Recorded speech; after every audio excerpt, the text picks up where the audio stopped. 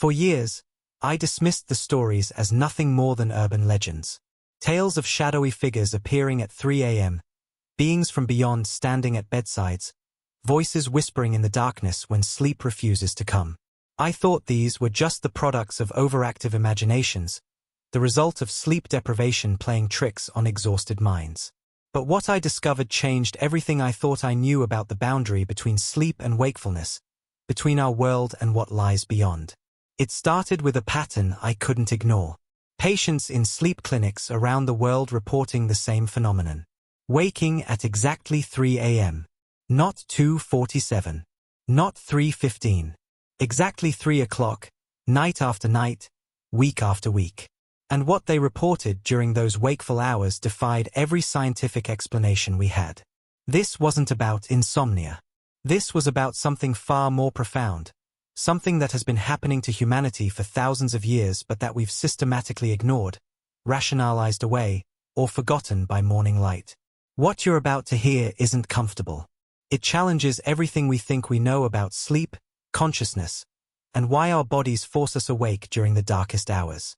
But if you've ever found yourself staring at the ceiling at 3 a.m., feeling a presence you can't explain, sensing that something is watching, waiting, trying to communicate, then you need to hear this. Because you're not imagining it. You're not losing your mind. And you're definitely not alone. If you want to understand why 3 a.m. has been called the witching hour for centuries, why spiritual traditions across every culture recognize this time as sacred and dangerous, subscribe to this channel and turn on notifications. What we're about to reveal has been hidden in plain sight for millennia. Dr. Sarah Chen, 43 years old, director of the Advanced Sleep Research Center in Seattle, sat in her office at 11 p.m. reviewing case files that made no medical sense. 15 years studying sleep disorders, a doctorate in neuroscience, published research in the most prestigious journals, and she had never seen anything like the pattern emerging in her data.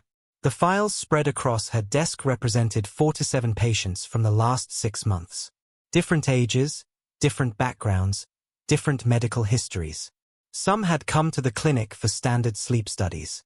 Others had been referred for chronic insomnia. But they all shared one impossible commonality. They woke at exactly 3 a.m., and they all reported the same experience during those wakeful hours. Patient 23, Michael Torres, 51, insurance adjuster. I wake up and the room feels different. The air is thicker somehow. And there's always someone standing in the corner. I can't see them clearly, but I know they're there. They're waiting for something. Waiting for me to be ready. Patient 31, Amanda Foster, 29, graphic designer. The first time it happened, I thought I was dreaming. But I was fully awake. I could feel my heartbeat, feel the sheets under my hands. And there was this figure made of shadow and light standing at the foot of my bed. It didn't feel threatening. It felt patient. Like it had been waiting a very long time. Patient 39, Robert Kim, 67, retired teacher. I've tried sleeping pills, meditation, everything. But every night at 3 a.m., I wake up. And every night, there's this presence in my room. Sometimes I hear whispers, words I can't quite make out. Sometimes I just feel watched. My doctor says it's sleep paralysis, but I can move. I can sit up. I'm completely awake. This is something else. Sarah had initially categorized these as hallucinations, the brain caught between sleep and wakefulness producing false perceptions. Standard explanations. Comfortable explanations. But the data didn't support that conclusion. EEG readings showed these patients were fully awake during their 3 a.m. episodes. Brain activity consistent with normal waking consciousness, not the mixed patterns of sleep paralysis or REM intrusion. They weren't dreaming. They weren't hallucinating in the traditional sense. They were experiencing something real. That particular night, after her staff had gone home, Sarah decided to conduct an experiment that would violate every protocol she'd been trained to follow. She set up monitoring equipment in her own bedroom. Full polysomnography setup, EEG electrodes on her scalp, sensors measuring heart rate, breathing, muscle tension. If the 3 a.m. phenomenon was real, if it wasn't limited to her patients, she would document it scientifically. She went to bed at 10:30 p.m., equipment running, recording every physiological signal. Sleep came easily. She'd been exhausted from 16-hour days at the clinic. Deep, dreamless sleep. And then, exactly as her patients had described, she woke. The digital clock on her nightstand read 3 a.m. in sharp red numbers. Not 2:58. Not 3:02. Exactly 3 o'clock. Sarah's scientific mind immediately began cataloging her state. Fully conscious. No grogginess. Heart rate elevated but not racing. Breathing calm. She could move her fingers, her toes. Not sleep paralysis. Not a dream. Completely, undeniably awake. And then she felt it. A presence in her bedroom. Not imagined. Not a trick of shadow and streetlight. Something conscious, aware, focused entirely on her. Standing near her dresser, approximately 8 feet from her bed. Sarah's training screamed at her to remain objective, to observe without interpretation. But her more primal brain recognized something her scientific education had no framework for. This wasn't a hallucination. This was an encounter. The presence didn't move, didn't make sound, but Sarah felt it communicating. Not through words, but through direct transmission of meaning into her consciousness. A message forming in her mind with crystalline clarity. Dr. Sarah Chen. Your research has brought you to this moment not by accident but by design. The phenomenon you're studying isn't a disorder. It's an awakening. And humanity is running out of time to understand what 3 a.m. really is. Sarah, her rational mind fighting against impossible reality, managed to speak. Who are you? What are you? And the response came not as sound but as knowing, I am a keeper of the threshold. My kind has watched over humanity's sleep for 12,000 years. And we appear at 3 a.m. because that is when the veil between worlds is thinnest. When human consciousness is most receptive to what your science cannot yet measure. We came to you specifically because you have the knowledge to help others understand. But understanding requires accepting that your entire field of sleep science is missing the most crucial piece. Sarah felt her scientific worldview cracking. Missing what piece? That sleep is not what you think it is. It's not rest. It's not the brain processing memories or consolidating learning. Sleep is humanity's nightly journey to another realm. And 3 a.m. is the deepest point of that journey. The moment when souls can receive what they desperately need but conscious minds systematically reject. Sarah's EEG equipment was still running, still recording. Part of her mind thought, I'm documenting this. Whatever this is, it's being measured, recorded, made scientific. The other part simply listened as the keeper continued. For millennia, humans understood this. Ancient cultures honored 3 a.m. as sacred time. The Brahma Muhurta in Vedic tradition. The hour of divine connection.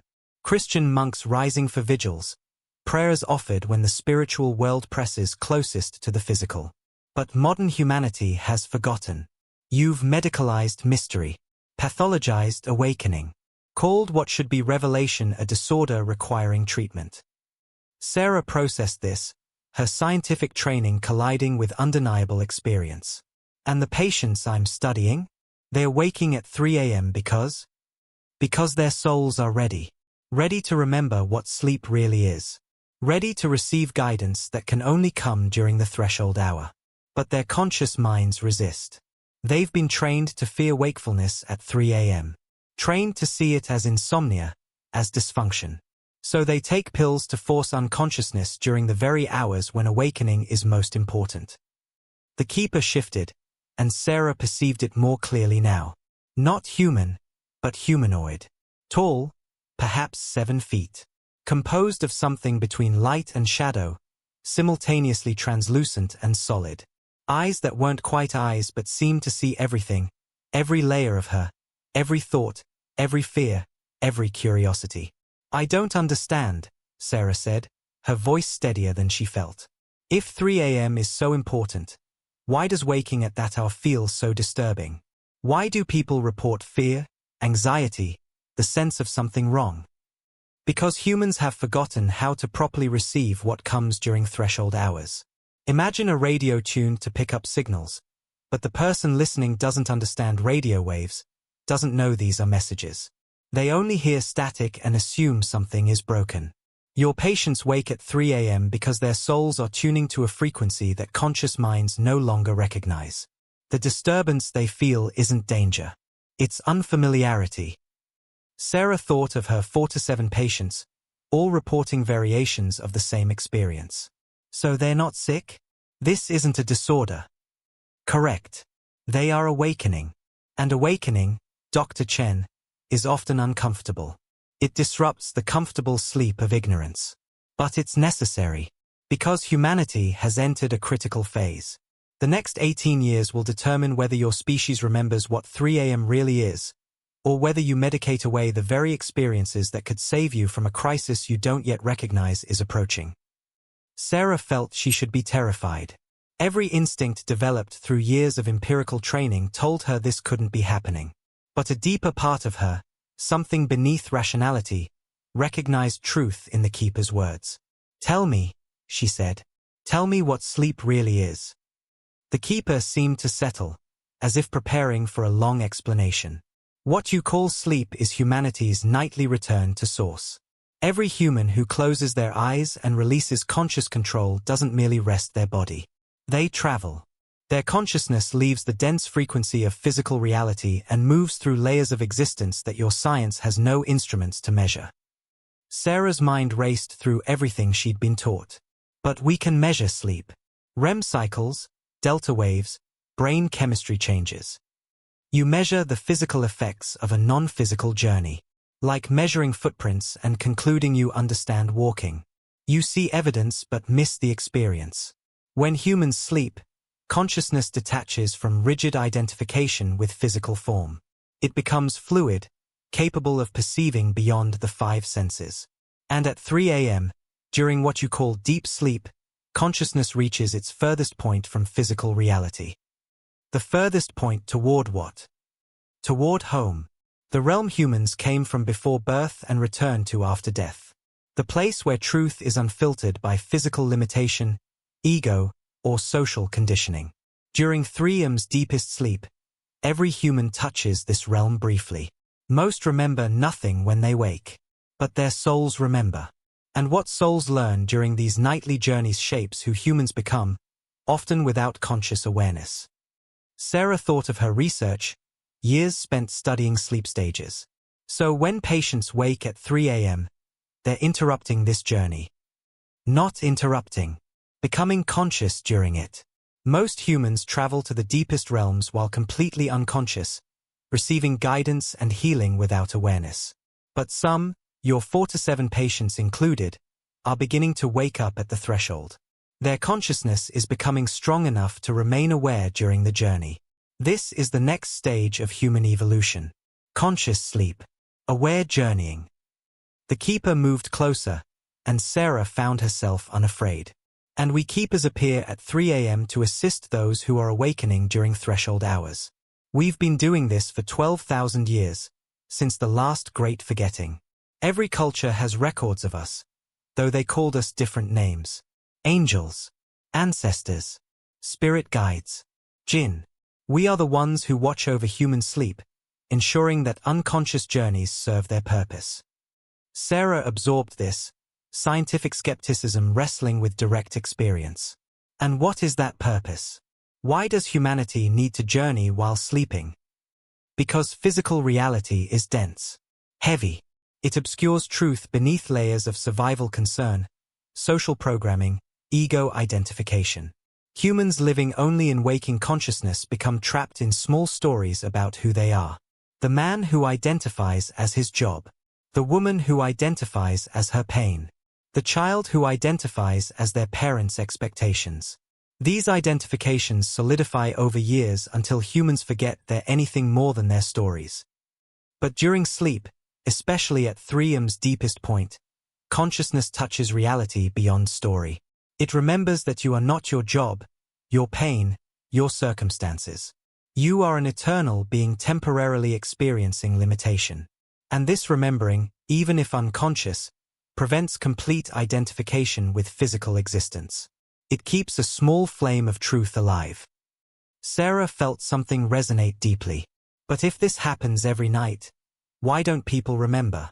Why does it feel like we just close our eyes and open them again hours later? Because conscious minds would reject what souls experience during deep sleep. The realm humans visit at 3 a.m. is so different from physical reality that trying to hold it in waking consciousness would shatter your sense of self. So a natural amnesia occurs during the return journey. Dreams are the mind's attempt to translate infinite experience into finite images. But most of what happens at 3 a.m. cannot be translated into images or words. It can only be felt. The keeper gestured, and Sarah saw something forming in the air between them. Not quite a vision, but an impression. Layers of reality stacked like transparent sheets, each vibrating at a different frequency. Physical reality at the bottom, dense and slow. Then progressively lighter layers, vibrating faster, until at the top, reality was pure light, pure frequency, formless awareness. This is existence, the keeper explained. Multiple layers, all occupying the same space but vibrating at different speeds. Physical reality vibrates slowly. It's why matter feels solid, permanent. But the higher layers vibrate so fast they seem invisible to physical senses. And humans during waking hours are anchored to the slowest vibration. They can only perceive other slow vibrations. Matter, form, time. But during sleep, anchoring loosens. Consciousness begins rising through layers. Light sleep takes you to adjacent layers, still close to physical. Deep sleep allows travel much higher. And at 3 a.m., the exact midpoint between sleep onset and morning waking, consciousness reaches its peak. This is when humans can receive what they can't access during waking hours. Sarah asked the question forming since this began. Receive what? Truth about who they are. Healing for wounds conscious minds can't reach. Guidance for problems that have no logical solution. Connection with loved ones who've crossed over.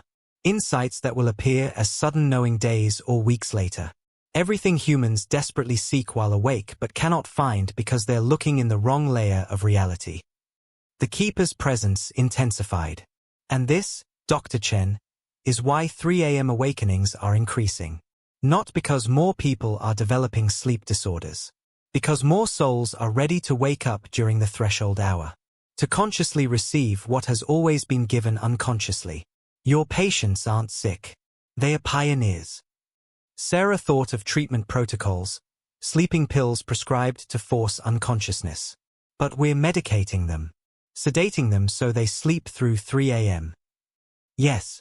And this is the crisis approaching. By treating natural awakening as disorder, medical science is preventing the very evolution humanity needs for survival. The next 18 years will determine whether enough humans learn to stay conscious during 3 a.m., or whether medication keeps everyone sedated during the hours when truth is most accessible. Why 18 years specifically? The keeper's response carried weight. Because collective human consciousness moves in cycles. You're currently in the final phase of a cycle that began 12,000 years ago with the last great forgetting. In 18 years, you'll reach a decision point. Either enough humans have remembered what 3 a.m. is and awakened consciously, or the forgetting deepens beyond recovery. A species that sleeps through its own awakening eventually forgets it can wake at all. Sarah's scientific mind grasped for framework. Can you explain it in terms I can measure? The mechanism behind why 3 a.m. specifically. The keeper seemed to consider how to translate infinite complexity into finite explanation. Physical reality operates on cycles. Day and night. Seasons. Biological rhythms. These aren't arbitrary. They reflect cosmic patterns that govern consciousness across all existence. And within the daily cycle, there are 3 sacred hours. 3 a.m., 3 p.m., and midnight. Midnight marks the transition between days. A liminal moment when old transforms to new. 3 p.m. in many traditions is the hour of divine mercy, when physical reality is most responsive to conscious intention. But 3 a.m., this is the hour of divine truth. When veils are thinnest. When human consciousness, if receptive, can perceive without the distortion of ego or physical limitation. Sarah made notes in her mind, though no notebook could capture this. Why that specific hour though? What makes 3 a.m. different from 2 a.m. or 4 a.m.? Consider human sleep architecture as your science currently understands it. You know that sleep moves in cycles, approximately 90 minutes each.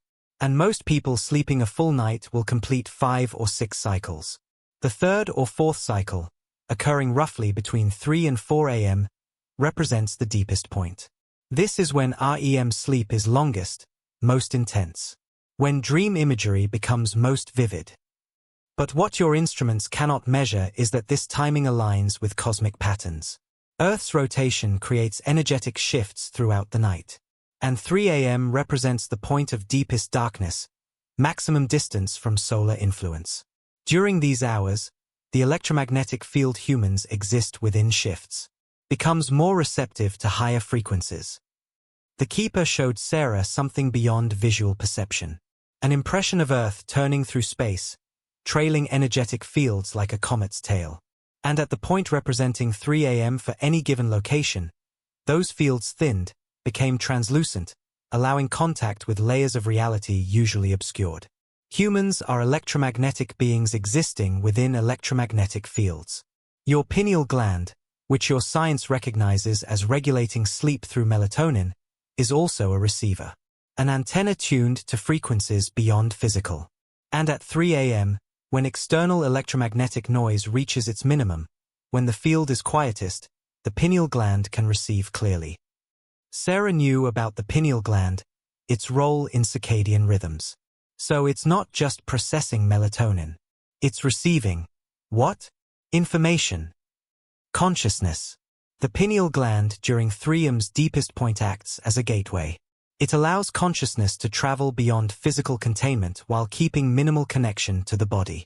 Like a radio that can tune to distant stations while remaining anchored to its power source. Without this anchor, consciousness would not return. The body would die. But with it, consciousness can journey far and still come back. And those who wake at 3 a.m. are experiencing what, exactly? The moment of transition. Consciousness journeying to its furthest point, touching the realm of pure awareness, then beginning the return. Most humans remain unconscious during this entire process. But your patients, those awakening at threshold hours, their consciousness is becoming strong enough to observe the journey while it happens. The keeper's explanation continued. Imagine you normally take a flight while sedated. You board the plane unconscious, travel to a distant country unconscious, and wake only after returning home. You've made the journey, but you remember nothing. This is how most humans experience sleep. But now imagine making that same flight while awake. Watching the takeoff. Seeing the landscape change below. Landing in a completely foreign place. Everything looks different, feels different. This is startling. Disorienting. You might feel fear because you don't recognize where you are. This is what happens when consciousness remains aware during the 3 a.m. threshold. Sarah understood the analogy. So the fear my patients report isn't because something threatening is happening. It's because they're aware of a journey they're not accustomed to witnessing. Precisely. And our role as keepers is to guide those who wake during threshold hours. To help them understand they are safe. That what they're experiencing is natural, even though it feels foreign. We appear to bridge the gap between human understanding and transhuman reality. Sarah asked what she needed to know. And how many keepers are there? How many humans are you guiding? There are 9,000 of us assigned to Earth. Each keeper oversees approximately 1 million human souls. We don't intervene in daily life. We don't manipulate free will. But during sleep, especially at 3 a.m., we observe journeys. We assist those who become lost in nightmare realms. We facilitate connections with higher guidance that souls are seeking. We protect sleeping consciousness from interference. Interference from what? The keeper's energy shifted, something like concern entering its presence. Not all non-physical beings serve humanity's evolution. Some feed on fear, on confusion. They attempt to influence humans during sleep when conscious defenses are lowered. We prevent this. We ensure that 3 a.m. journeys serve their sacred purpose, not manipulation. Sarah felt cold despite her bedroom's comfortable temperature. You're saying there are hostile entities trying to influence people during sleep. Not hostile in the sense of wanting to destroy, but parasitic. They feed on certain emotional frequencies, fear, despair, and they amplify these emotions in sleeping humans to generate more food. Your nightmares, especially recurring ones that seem to trap you in cycles of terror, these are often influenced by parasitic entities, not created by your own mind. But keepers block this. We maintain boundary. We ensure that human sleep serves human evolution, not parasitic feeding. This is our primary function. And during 3 a.m. specifically, when veils are thinnest and humans journey furthest, we are most active. Sarah processed this scientific paradigm expanding beyond recognition. So when my patients wake at 3 a.m. and report seeing figures in their rooms, shadow beings, they're seeing. Sometimes they see us. Keepers appearing to guide them through disorientation. Sometimes they perceive parasitic entities we've just expelled from their sleep space. Sometimes they see their own consciousness projected outside their body during the transition between journey and return. Every case is different. But none of these perceptions are hallucinations in the sense your field defines them. They're genuine perception of non-physical reality. The keeper moved closer to Sarah, its presence both comforting and overwhelming. Dr. Chen, what I need you to understand is the magnitude of what's at stake. Medical science's response to 3 a.m. awakenings, sedation, suppression, is creating a crisis with consequences far beyond disrupted sleep. Sarah felt defensive professional pride rising. We're trying to help people sleep. Insomnia causes serious health problems. And this reveals the fundamental misunderstanding. You categorize all 3 a.m. waking as insomnia. You see it as the body failing to maintain sleep. But what if I told you that for increasing numbers of humans, 3 a.m. waking is the soul succeeding in breaking through to consciousness? The keeper gestured, and Sarah saw data forming in the air. Not visual data, but pure information flowing directly into her understanding. In 1950, fewer than 2% of humans reported regular 3 a.m. waking.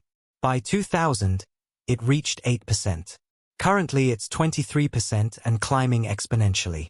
Your medical field calls this an insomnia epidemic. We recognize it as evolutionary acceleration. 23% of humanity is now ready for conscious threshold journeys. Their souls are strong enough to remain aware during the deepest point of nightly travel. This is unprecedented in recent history. It represents the potential for massive spiritual awakening. But here's the crisis. 89% of those experiencing 3 a.m. waking are being medicated to suppress it. Sarah knew the statistics. Sleeping pill prescriptions had skyrocketed. Because chronic sleep deprivation causes serious health consequences. Cardiovascular disease, cognitive decline, shortened lifespan. True. But you're seeing correlation and assuming causation. The health problems don't come from waking at 3 a.m. They come from resisting that waking. From taking pills that force unconsciousness precisely when consciousness is trying to expand. The medication doesn't just suppress waking. It suppresses the entire 3 a.m. journey. The keeper showed her something that made Sarah's scientific heart break. Sleeping humans, their consciousness attempting to rise through the layers toward the 3 a.m. threshold, only to be chemically bound to physical density. Unable to complete the journey. Unable to receive what they desperately needed. Night after night, souls attempting to wake and being forcibly sedated. What you don't measure is the cumulative damage of suppressed journeys. Humans who cannot complete their nightly travel to source begin deteriorating spiritually. They lose connection with deeper truth. They become trapped in surface existence. Depression, anxiety, existential despair. These aren't chemical imbalances in the brain. They're symptoms of souls starved for connection with home. Sarah thought of her own prescribing patterns. How many patients had she put on sleep medication? But what's the alternative? Tell people to stay awake at 3 a.m.? They'd be exhausted. No. The alternative is teaching them to complete the journey consciously instead of unconsciously. When humans wake at 3 a.m., it's not a signal to fight for more sleep. It's an invitation to witness what's happening, to remain present with whatever arises, to allow the journey to complete while awake. And then consciousness naturally returns to physical anchoring. Sleep returns, but different. Refreshing in a way medicated sleep never achieves because the soul has completed its sacred purpose. People who learn to work with 3 a.m. waking rather than against it report profound restoration. Not from sleeping through the hour, but from remaining conscious during it. The keeper showed her testimonies, experiences from those who had learned this. They spend 20 to 40 minutes in conscious threshold state, sitting with whatever emerges. Feelings, visions, insights, presences. They don't try to analyze or control. They simply witness. And then sleep returns naturally, carrying them through the remaining cycles to morning. Sarah's scientific mind demanded proof. Has this been studied? Are there clinical trials? Your science hasn't caught up yet because it's still categorizing all 3 a.m. waking as disorder. But indigenous cultures have practiced this for millennia. The Iroquois taught that waking during the night is when the soul speaks most clearly. Australian Aboriginal traditions honored dreamtime journeys and the waking moments within them. Tibetan Buddhism has an entire practice, dream yoga, built around conscious awareness during sleep states. All these traditions recognized what modern medicine has forgotten. Sleep is not passive rest. It's active journey. And occasionally waking during that journey isn't malfunction. It's graduation to a new level of consciousness. Sarah asked the practical question. So what should I tell my patients? Stop taking their medication. Tell them the truth. That their waking might not be insomnia. That it might be invitation. Give them the choice to explore what emerges if they remain present at 3 a.m. instead of fighting to sleep through it. Some will choose medication, and that's their right. But others, those whose souls are genuinely ready, will choose the harder path. Conscious threshold awareness. And what will they find if they make that choice? The keeper's presence intensified with something like joy. Everything they've been seeking while awake but couldn't find. Answers to questions logic cannot solve. Healing for wounds medicine cannot reach. Connection with dimensions of themselves that daily consciousness has buried. The restoration their souls need but society has taught them to suppress. Sarah felt her professional identity crumbling and reforming simultaneously. If I'm going to help my patients with this, I need to understand it more deeply. Can you teach me? Can you show me what they'll experience? The keeper seemed to have been waiting for this request. Yes, and we'll do it now. I'm going to guide you through a conscious threshold experience. You won't leave your body, you're still needed here physically. But I'll show you the first layer of what your patients are beginning to perceive. Sarah's heart rate increased, her EEG certainly recording the physiological shift. What do I need to do? Simply remain present. Don't resist what you feel, see, or know. Your scientific mind will want to categorize, explain, rationalize. Let it observe, but don't let it control. Trust direct experience over learned interpretation. Sarah nodded, and the keeper began. The bedroom didn't change physically. Sarah could still see her furniture, the glow of the clock, shadows from streetlights. But simultaneously, she began perceiving another layer. Translucent, occupying the same space but vibrating differently. Colors she had no names for. Geometries impossible in three-dimensional space. And presences. Dozens of them. Some human-shaped, others utterly foreign. All moving through her bedroom as if it were a busy intersection in their reality. What you're seeing now, the keeper explained, is the layer adjacent to physical reality. It's always present. Always populated. But physical senses cannot perceive it because they're tuned only to dense vibrations. During 3M's deepest threshold, every sleeping human's consciousness moves through this layer. Most never remember. But those waking during threshold hours sometimes catch glimpses. Sarah watched a luminous being pass through her wall as if it were air. Are these all keepers? No. Some are keepers. Some are human souls whose bodies are currently sleeping, traveling in consciousness. Some are beings who've never been physical, existing naturally in this layer. And some are the ancestors, human souls who've completed physical life and now reside in higher layers but occasionally visit lower ones. A figure approached Sarah, and she recognized him instantly despite his translucent, younger appearance. Dad. Her father had died 6 years ago. Heart attack at 71. She'd been with him in the hospital, held his hand as he passed. And here he stood, or something like standing, looking exactly as he had at 45, healthy and vibrant. Hello, Sarah Bear. His voice arrived not through ears but directly into her awareness, carrying all the warmth and love she remembered. I've been watching your work. I'm so proud of who you've become. Sarah felt tears forming. You're really here? This isn't my grief creating a hallucination. I'm really here. This is the layer I exist in now. And during your deep sleep, especially around 3 a.m., we've visited many times. You don't remember consciously, but your soul does. Every dream where you felt my presence, I was actually present. This is where those who've crossed over can connect with those still physical. The Keeper added context. This is one of the sacred purposes of 3 a.m. journeys. Reconnect Ion with loved ones who've transitioned. During waking hours, the veil is too thick. But during threshold hours, the veil thins enough for genuine contact. Your patients who report seeing deceased relatives at 3 a.m., they're not hallucinating. They're having real reunion. Sarah's father smiled. And I'm not the only one who visits you. Your grandmother comes sometimes. Your Aunt Rachel. We take turns being present during your threshold hours because we know you need guidance for the work ahead. What work? Her father gestured around them, helping others understand this. You're positioned perfectly, Sarah. Respected sleep scientist, credible in the medical community. When you begin teaching that 3 a.m. waking isn't always disorder, people will listen. You can bridge the gap between ancient wisdom and modern science.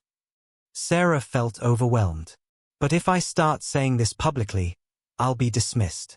Colleagues will think I've lost credibility. The medical board might question my competence. The Keeper interjected gently. This is the choice every pioneer faces. Comfort of accepted paradigm versus truth that paradigm cannot accommodate. Some of your colleagues will dismiss you. But others, those who've had their own unexplainable experiences, will listen. And your patients, those waking at 3 a.m. desperate for understanding, they'll recognize truth when they hear it. Her father added, you're not alone in this. There are doctors, scientists, researchers all over the world beginning to wake up to what 3 a.m. really is.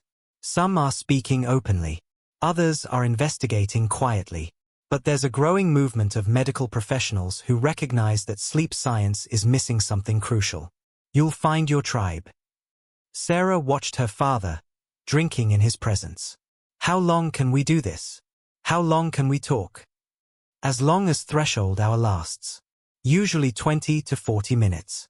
Then the veil thickens again as dawn approaches and reconnect Ion becomes difficult. But we can do this every night if you remain conscious during your 3 a.m. waking. I'll always be here, waiting to connect. The Keeper showed Sarah something else. The room filling with light, but not physical light. Consciousness itself, taking visible form. This is what Christians call the Holy Spirit. What Hindus call prana. What Chinese medicine calls Kai. It's the animating force flowing through all existence. And at 3 a.m., when human consciousness reaches its peak journey, direct connection with this force becomes possible. Sarah felt the light touching her, and immediately every question she'd been struggling with in her research found clarity. Not logical explanation, but direct knowing. She understood suddenly how to help her patients. What to teach them. How to bridge medical language with spiritual truth in a way both rigorous and accessible. This is also what happens during threshold hours, the Keeper explained. Problems that seem unsolvable while awake suddenly resolve. Not through thinking, but through direct download of knowing from source. This is why many humans wake at 3 a.m. with sudden insights. Solutions appearing fully formed. It's not random inspiration. It's conscious connection with the layer where all knowledge exists. Her father smiled. Remember when I was alive and I'd wake at 3 a.m. with ideas for my architecture projects? The designs that won me awards? I thought they came from my subconscious. But I was connecting here, receiving guidance from masters who built sacred geometry into structures for thousands of years. They helped me. They can help anyone who remains conscious during threshold hours. Sarah asked what she needed to know. How do I teach this? How do I help my patients understand without overwhelming them? The keeper responded with structured guidance. Start simple. When patients report 3 a.m. waking, instead of immediately prescribing medication, ask them what they experienced during that waking. Do they feel presences? Have insights? Remember dreams with unusual clarity? Most will report at least one of these. Then explain that 3 a.m. is a sacred hour in many traditions. That waking then might not be insomnia but invitation. Suggest an experiment. For 1 week, when they wake at 3 a.m., instead of fighting to sleep, they sit up. They remain present with whatever emerges. They journal their experiences. After 7 days, evaluate whether this approach serves them better than forced sedation.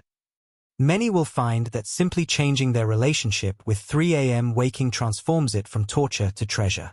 They'll discover insights, connection, healing they'd been seeking through years of therapy or meditation. And those who genuinely need pharmaceutical help for true pathological insomnia, they'll become clear too.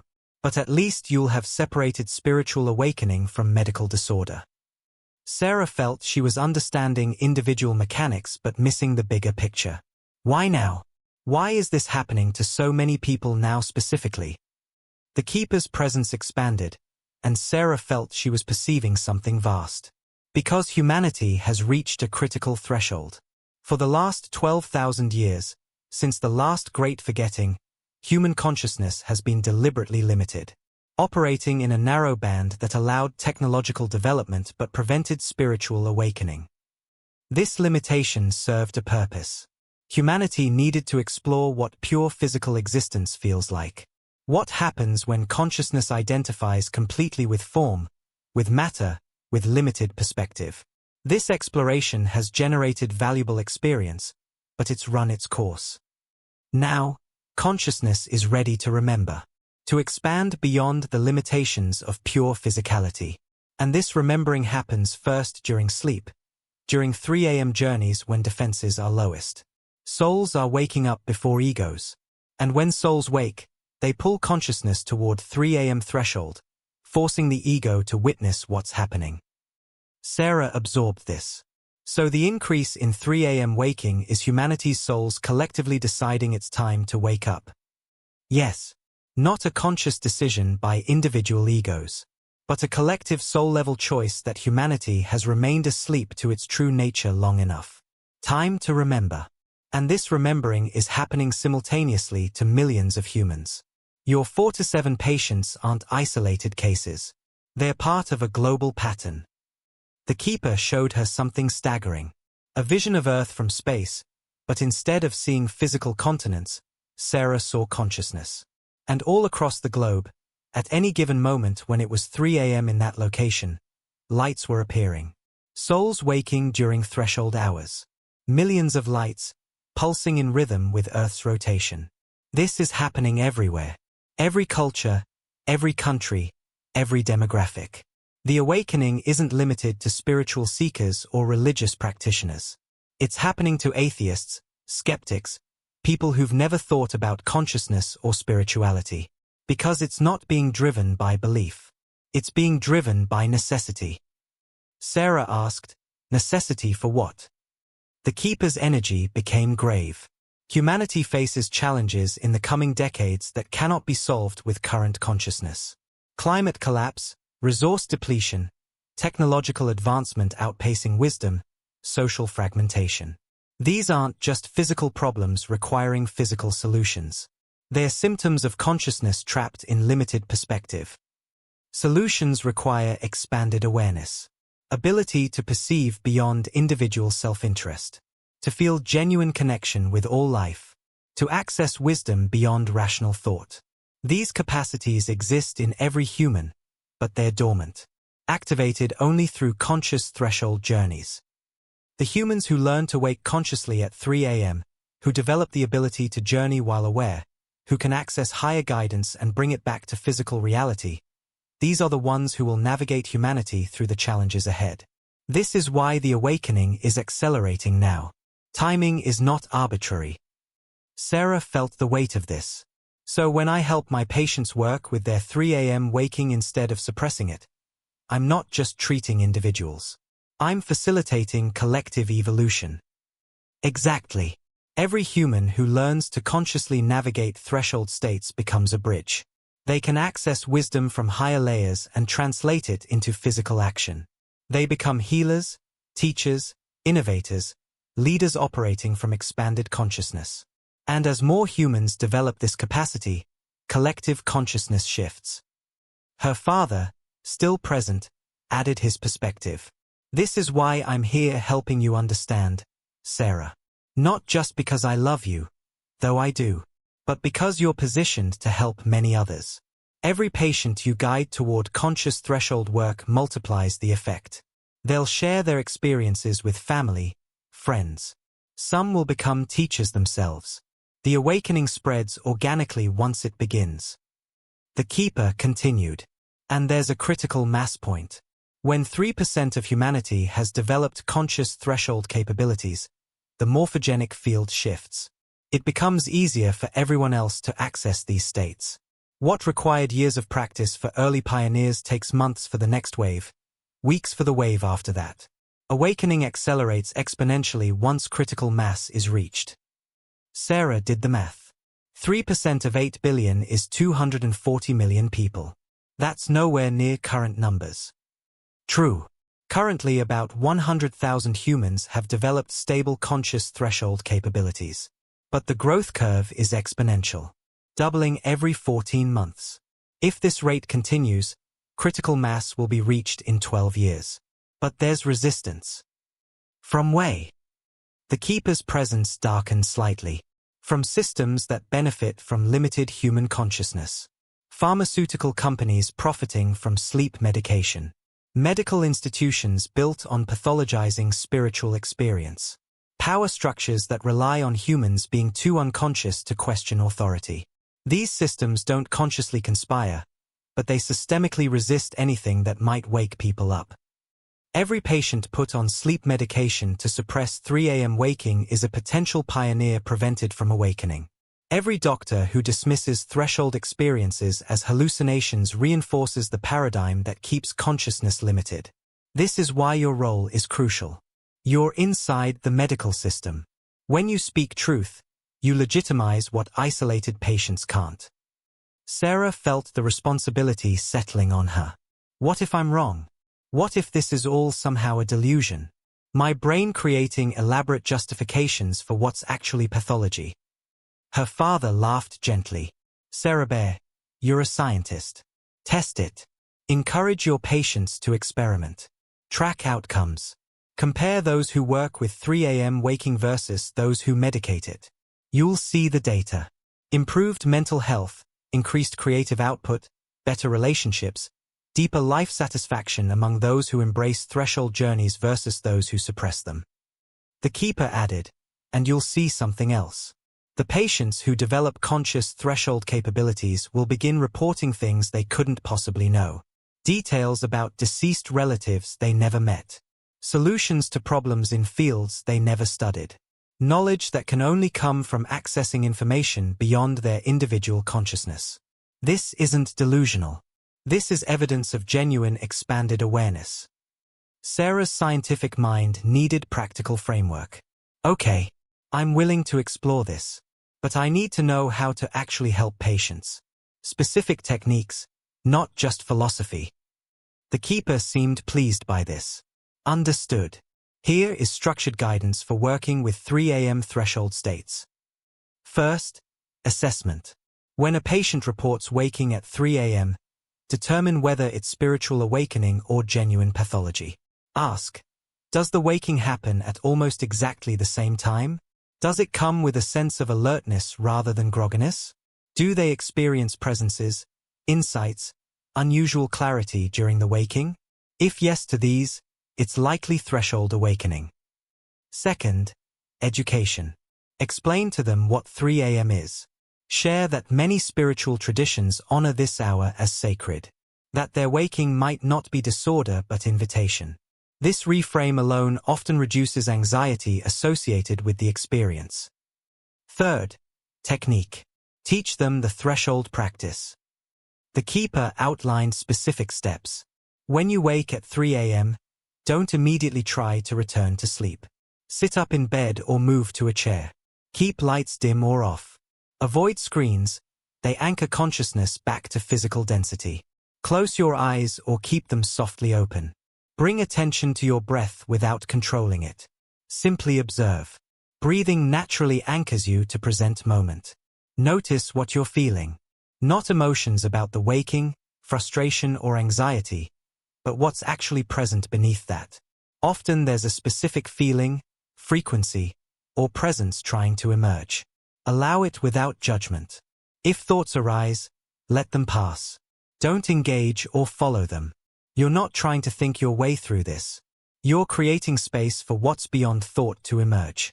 If you perceive presences, beings, lights, don't be afraid. Remember that keepers watch over threshold hours. Anything you perceive is either beneficial or neutral. Fear comes from unfamiliarity, not danger. Remain in this state for 20 to 40 minutes. Eventually you'll feel a natural shift, a sense of completion. Then you can return to bed. Sleep will come easily, and it will be deeply restorative. In the morning, journal your experience. Not to analyze it, but to record it. Patterns will emerge over time that reveal what your threshold journeys are teaching you. Sarah imagined teaching this to patients. Some will resist. They'll say they just want to sleep. Yes, and that's their right. This work isn't for everyone, at least not yet. Some souls aren't ready. They need more time in unconscious journeying before they can handle conscious threshold work. Don't force it.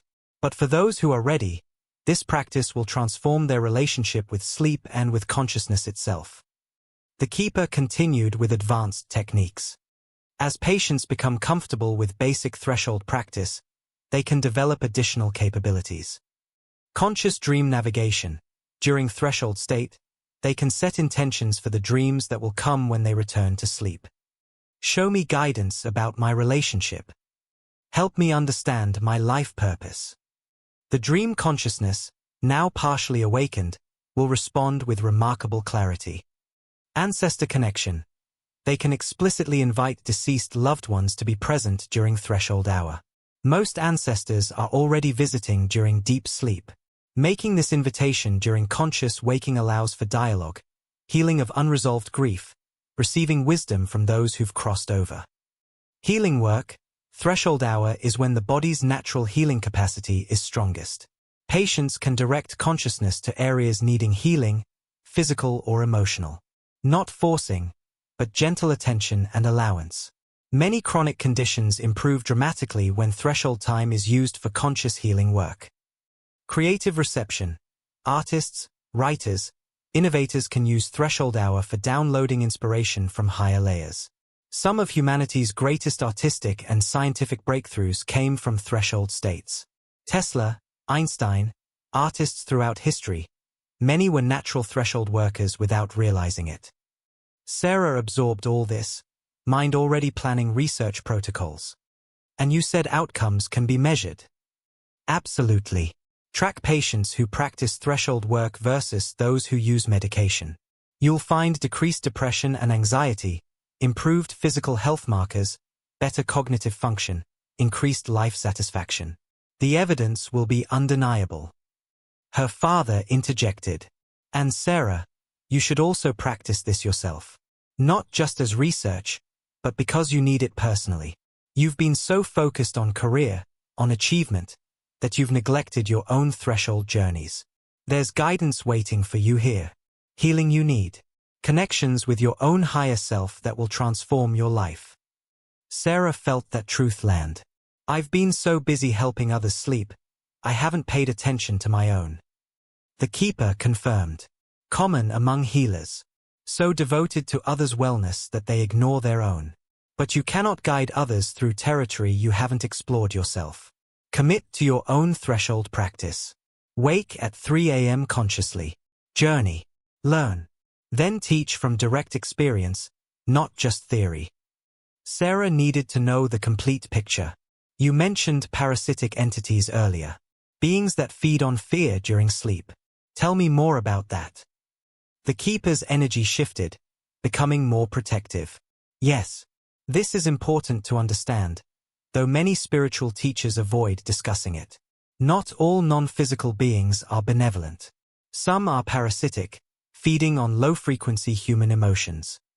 These entities exist in layers adjacent to physical reality. They lack the capacity to generate their own energy, so they harvest it from humans. Fear, anger, despair, these emotions create energetic frequencies that parasitic entities consume. So they amplify these emotions in sleeping humans to generate more food. Sarah felt cold. How do they do that? They influence dream content.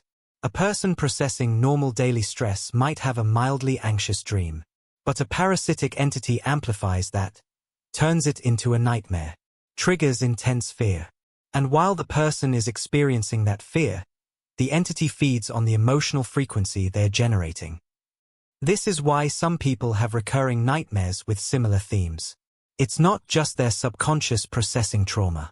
There's often a parasitic entity that has learned which fears generate the strongest response in that specific person. It returns night after night to trigger the same fear and feed on the same response. Sarah thought of patients with chronic nightmares. And medication stops this. No.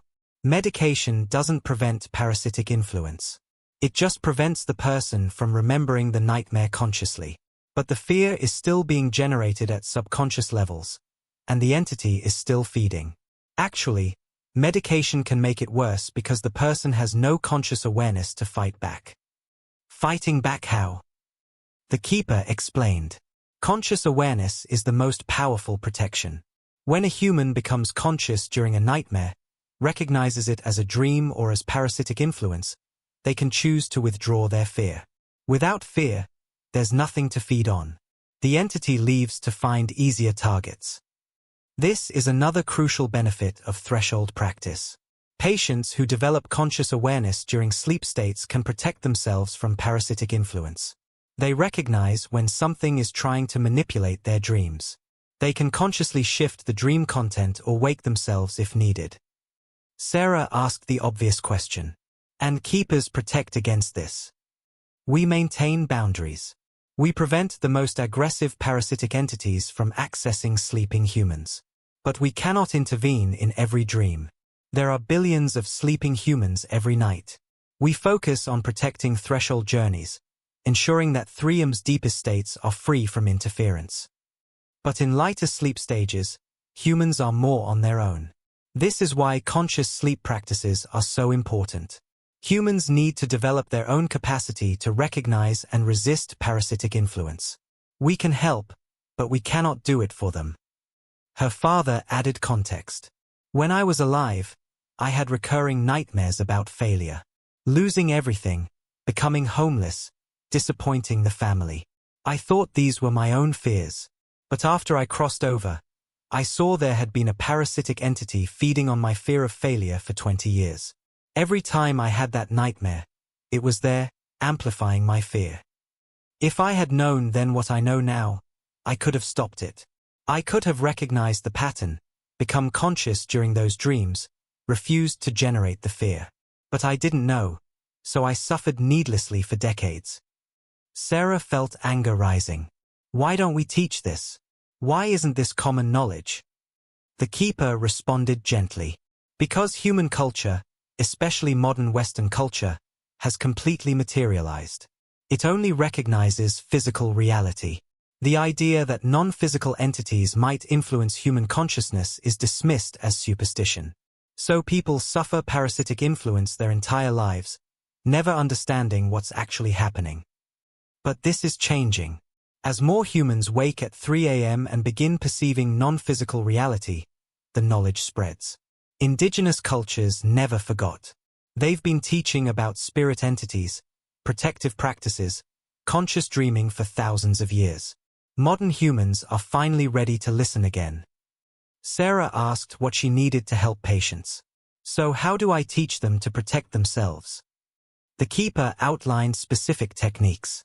First, before sleep, they can set protective intention. I am surrounded by light. Only beings of highest good can enter my sleep space. This creates an energetic boundary that most parasitic entities won't cross. Second, if they wake from a nightmare, especially recurring ones, they can perform a clearing practice. Sit up, take several deep breaths, imagine golden light filling their bedroom, pushing out any dark or heavy energy. Speak aloud if comfortable, any entity not serving my highest good must leave now. This usually clears parasitic presence immediately.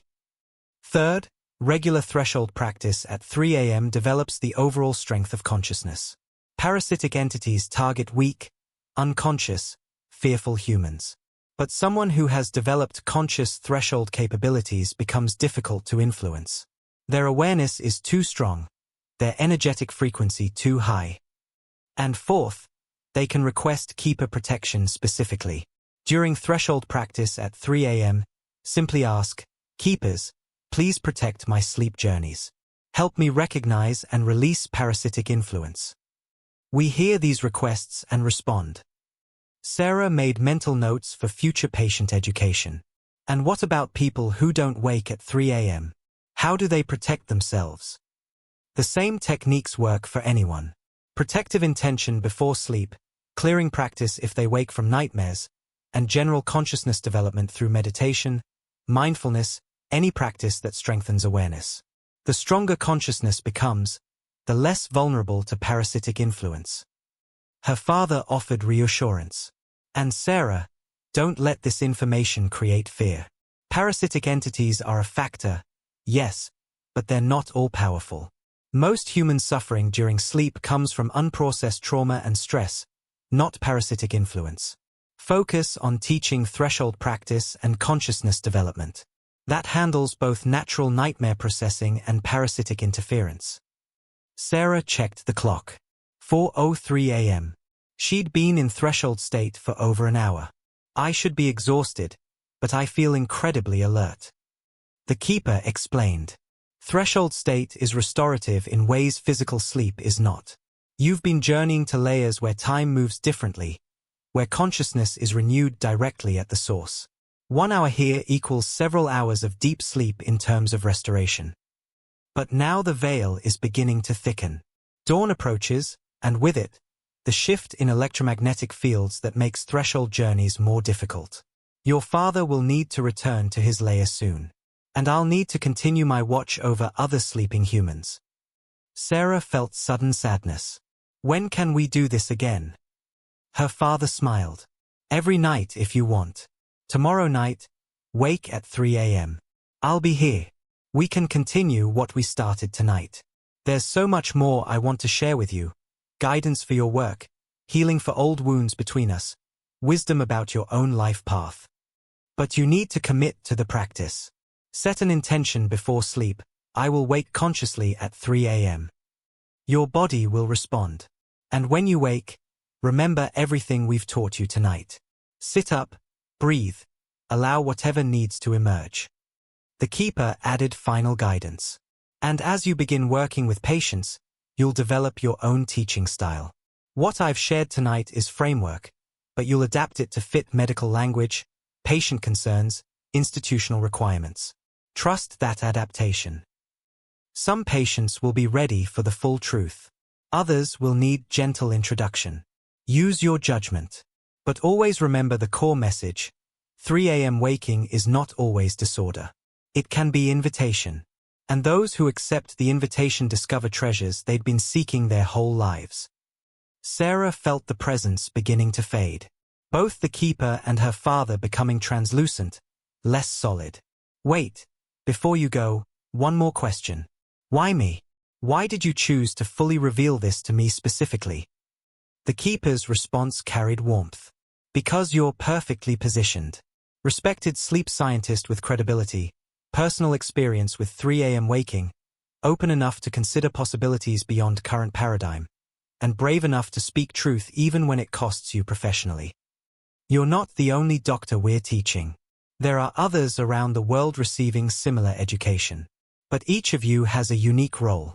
Your role is bridging medical science and spiritual truth, making threshold practice respectable in clinical settings, publishing research that can't be dismissed as New Age nonsense because it comes from rigorous scientific methodology. Others will teach threshold practice in spiritual contexts, healing centers, meditation retreats. But you'll bring it into hospitals, sleep clinics, mainstream medicine. This is essential for reaching people who would never seek spiritual teaching but desperately need what threshold practice offers. Her father added his piece. And personally, Sarah, I'm here because I see your potential. Not just as a doctor, but as a conscious being. You've spent your life serving others while neglecting your own growth. Now is your time. Learn to journey consciously. Heal what you've been avoiding. Become the fully awakened human you have the potential to be. Your mother needs this from you too. She's struggling since I died. You know that. She wakes at 3 a.m. regularly. I visit her, but she doesn't remember consciously. Teach her threshold practice. Help her wake consciously during my visits. Give us the chance to complete what we couldn't finish before I died. Sarah felt tears flowing. I will. I promise. The presences were nearly gone now, but the keeper offered one final teaching. Remember this, Dr. Chen. Sleep is sacred. It's not time wasted in unconsciousness. It's humanity's nightly return to source. And 3 a.m. is the deepest point of that return. The holiest hour of every day. Those who wake then are being blessed with conscious awareness of what others only experience unconsciously. This is gift, not curse. Invitation, not disorder. The sooner humanity recognizes this, the sooner collective healing can accelerate.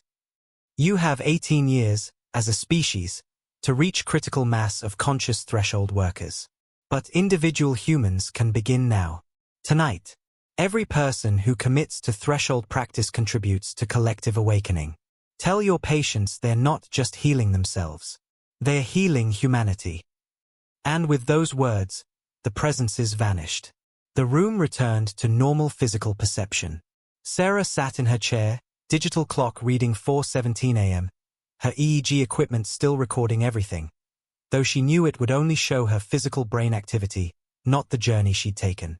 She felt more awake than she had in years. Clarity about her research, her purpose, her life. Questions she'd struggled with for months now had obvious answers. Not because she'd thought through them logically, but because she'd accessed a layer of knowing beyond thought. Sarah stood, moved to her desk, and began writing.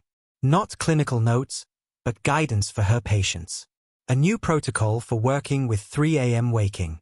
Combining everything the keeper had taught with medical language her colleagues might accept. She wrote for an hour straight, words flowing effortlessly. And when she finally stopped, she had a complete framework. Something she could begin implementing immediately with patients who reported threshold hour waking. At 5:30 a.m., she heard her husband stirring in the bedroom. She realized he'd slept through everything. Had he? Or had his consciousness been on its own journey while his body slept? Sarah went to the kitchen, started coffee, felt profound gratitude for what she'd experienced. She knew challenges lay ahead. Colleagues who would doubt. Institutional resistance. The difficulty of translating mystical truth into medical language. But she also knew she had support. The keeper. Her father. Others working toward the same goal around the world. The awakening had begun. 3 months later, Sarah sat in her office reviewing patient outcomes that would have seemed impossible before her 3 a.m. encounter. She'd started slowly, carefully selecting patients she sensed might be receptive to threshold practice. Patient 23, Michael Torres, who'd initially reported disturbing 3 a.m. wakings. After 6 weeks of threshold practice, he no longer experienced them as disturbing. He woke naturally at 3 a.m., sat in conscious awareness for 30 minutes, then returned to deep restorative sleep. His daytime anxiety had decreased by 70%. His relationships improved. He reported feeling connected to something larger for the first time in his life.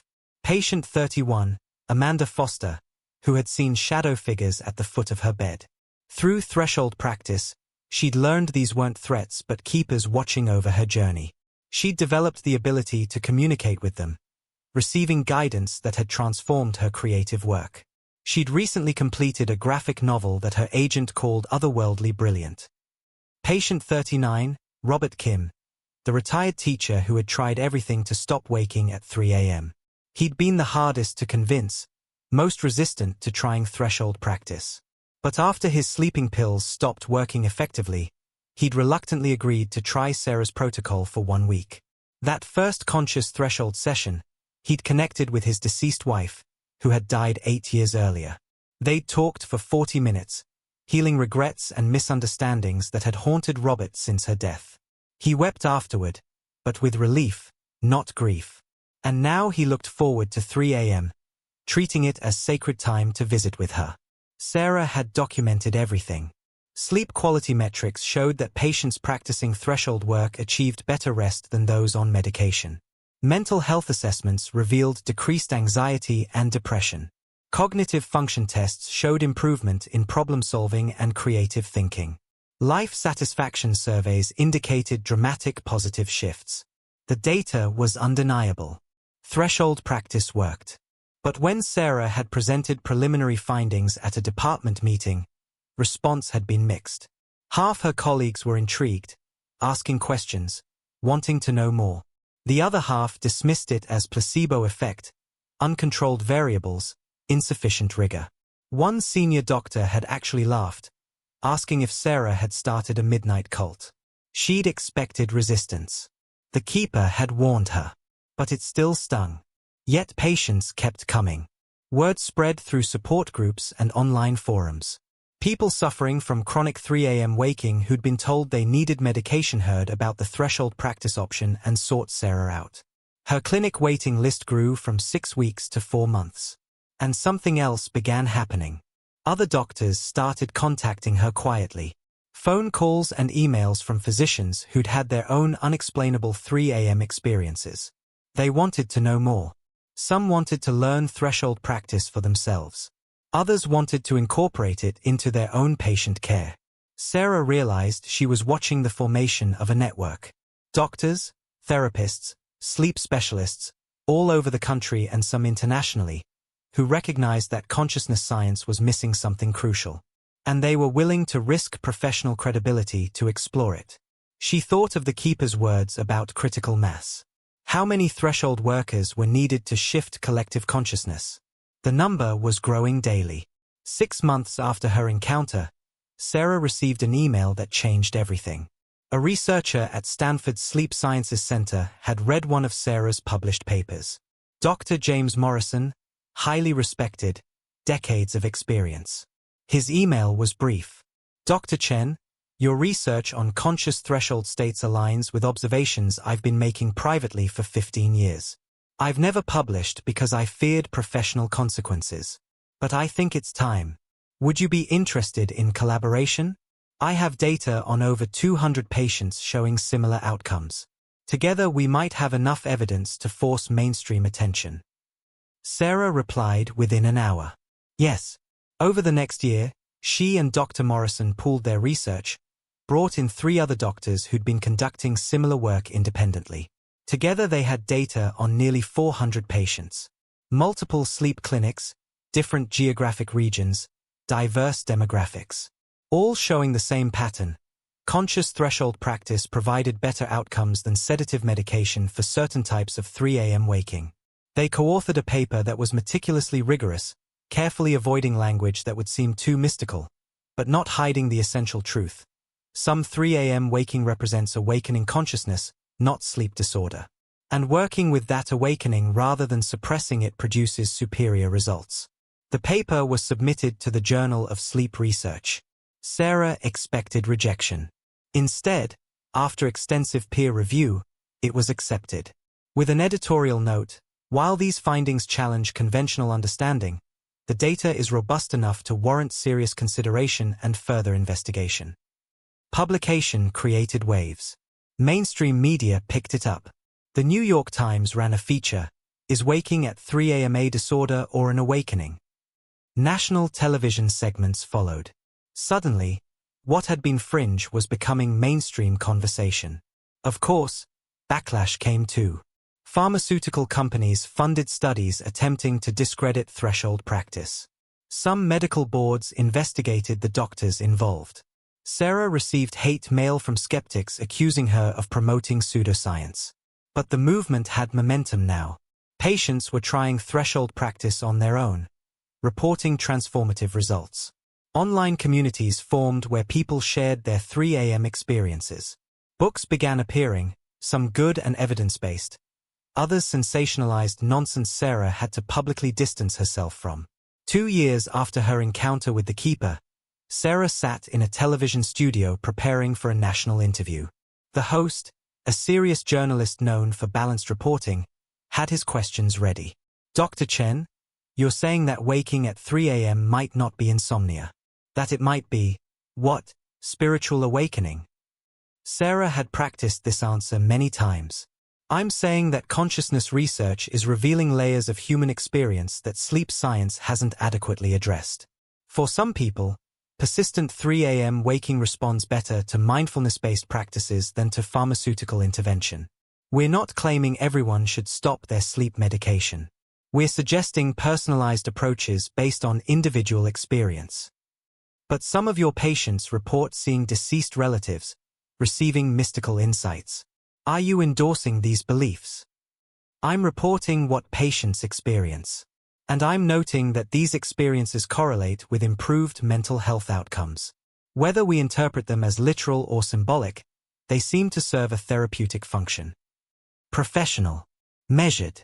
Not claiming more than data supported, but also not denying truth to protect credibility. The interview aired to 3 million viewers. Sarah's clinic received 800 phone calls the next day. 5 years after her encounter, Sarah attended the first international conference on consciousness and sleep states. 1,200 attendees. Researchers from 40 countries. Presentations on threshold states, lucid dreaming, sleep yoga, conscious sleep practices from various traditions. In the opening keynote, a Tibetan Buddhist teacher spoke about practices his lineage had preserved for centuries. Then a neuroscientist presented fMRI data showing unique brain patterns during conscious threshold states. Then an indigenous shaman from the Amazon described his culture's understanding of dream journeys. Ancient wisdom and modern science, finally in conversation. Sarah presented her latest research, now with data on over 2,000 patients.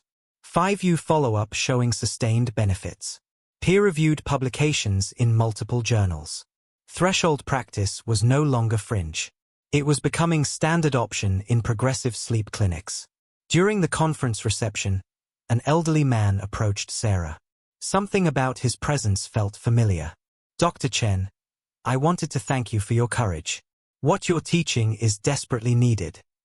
Sarah looked closer. His eyes seemed to shimmer slightly, like light moving through deep water. Recognition hit her. "You're..." He smiled. "Not in the form you first met me, obviously. But yes. I told you that night we have 9,000 keepers watching over humanity. Sometimes we take physical form for brief periods when direct contact serves awakening. I'm here to tell you that your work is progressing exactly as hoped." Sarah felt tears forming. "Is it enough? Are we reaching critical mass?" "You're closer than you think. When we first contacted you, roughly 100,000 humans had conscious threshold capabilities. Now it's 3.2 million. And the growth curve is accelerating. Every paper published, every patient helped, every doctor who joins the network, it all contributes. You have 11 years remaining until the decision point.